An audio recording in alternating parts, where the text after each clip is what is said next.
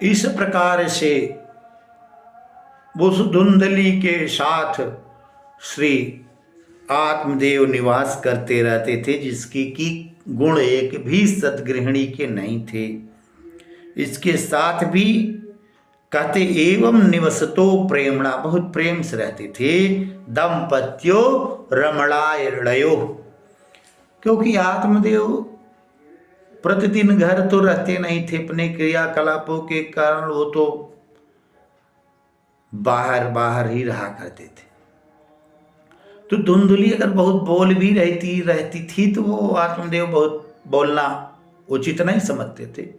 सोचते थे इसके मुंह लग जाएंगे तो पूरा दिन चला जाएगा, इससे अच्छा है ये जो कह रही ठीक है, अपनी बात रख रही, रखने दीजिए, और निकल जाया करते थे, प्रेम पूर्वक रहते थे। और अर्था कामास्तयोरासन्न सुखाय गृहादिकम, उनके घर में किसी प्रकार की कोई नहीं कमी थी। पश्चात् धर्मा समारब्धा ताभ्या संतान हे तवे गोभेरण्यवासांसे दीनेभ्यो यक्षत सदा। दोनों प्राणी या आत्मदेव जी स्वयं धर्म के अनुसार आचरण करते हुए संतान के लिए, संतान की प्राप्ति के लिए नित्य प्रतिदिन गाय का दान, कभी स्वर्ण का दान, कभी हिरण्य का दान, कभी धन का दान, दीनेभ्यो यक्षता सदा देते रहते थे हमेशा। तब क्या हुआ, एक दिन की बात है, धनार्थम धनमार्गेण ताभ्यानीतम तथापिच। अच्छा, इतना दान करते थे तो क्या अन्याय से धन कमाते थे? नहीं, धनार्थम धर्म मार्गेण, ये जो अर्थ उनके पास था, धन था, वो धर्म मार्ग से लाते थे। ताभ्याम नीतम तथापिच, किसी के साथ बेईमानी, किसी के साथ उचक्कई, किसी के साथ छल प्रपंच करके नहीं। लेकिन दुर्भाग्य देखिए कि न पुत्रो ना पिवा पुत्री ततश्चिंतातुरो वृषम, न उनके पुत्र थे न पुत्री थी, इसी चिंता में नित्य प्रति लगे रहते थे। तो प्रतिदिन चिंता करने से करते करते एक दिन उनके मन में आया क्या, एकदा सद्यो दुःखात् गृहं त्यक्त्वा वनं गतः मध्याह्ने तृषितो जात तडागम समुपेवान। एकदा सद्यो, सद्य आत्मदेवा, एकदा एक बार,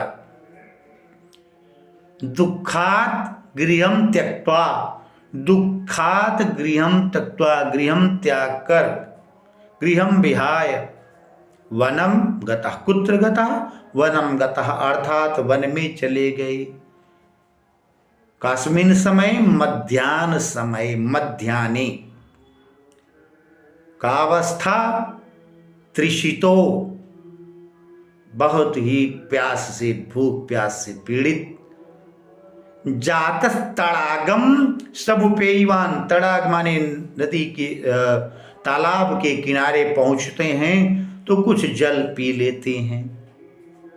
जल को पिया उन्होंने, पीत्वा जलम निशण्यस्तो प्रजा दुखे न कर्षितः, जल पी करके कुछ शांत होने के बाद फिर भी जो हृदयगत पीड़ा थी कि संतान नहीं है, पुत्र नहीं है, प्रजा नहीं है, उससे कर्षित हो रहे, हृदय को अत्यंत आघात मिल रहा है। कैसे, मुहूर्तादपि तत्रैव, एक मुहूर्त जैसे वहां रुके, कुछ समय बिताए, तभी एक सन्यासी, कश्चित आगतः, कोई एक सन्यासी आ गया।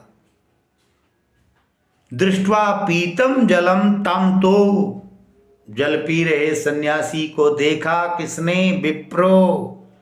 यातस्तदंतिकम, उनके समीपम गत्वा, समीप में जा करके नत्वा च पादयोस्तस्य, दोनों चरणों में, नत्वा माने शरीर को, सिर को झुका करके, निःश्वसन संस्थिता, पूरा उनके सामने बड़ी लंबी लंबी सांसें ले रहे हैं।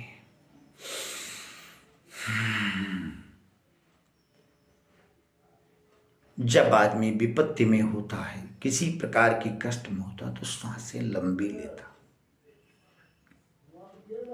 यति ने कहा, कथम रोदसी विप्रत्वम काते चिंता वलीयसी वदस्त्वं सत्वरं मह्यं स्वस्य दुःखस्य कारणम्।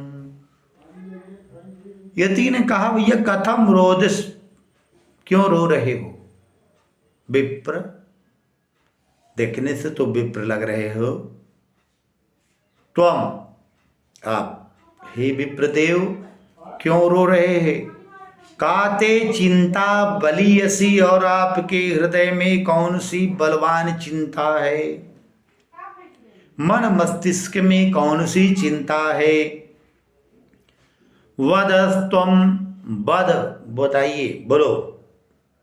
त्वम स्वस्वरम, तुम शीघ्र ही बताइए। मह्यम माने मुझको, स्वस्य दुख से कारण, अपने दुख के कारण को, किस कारण से दुखी हो बताओ, कौन सी चिंता से ग्रसित हो बताओ भैया। ऐसा जब उन्होंने कहा, यति ने कहा कि इस संसार में बहुत से लोग हैं, लेकिन इस प्रकार के दुख का कारण क्या है तुमको बताओ। क्योंकि साधुनाम दर्शनम पूर्णम तीर्थ विभूताई साधव काले न फलते तीर्था। सत्य साधु समागम, अब साधु का संग हो गया है, सत्संग हो गया तो कुछ अच्छा निकलेगा, कुछ विशेष वार्ता होगी। लेकिन यह वार्ता क्या होती है, अगले वीडियो में हम पुनः लेकर इस वार्ता को उपस्थित होंगे। तब तक के लिए जय श्री कृष्ण, जय श्री राधे श्याम।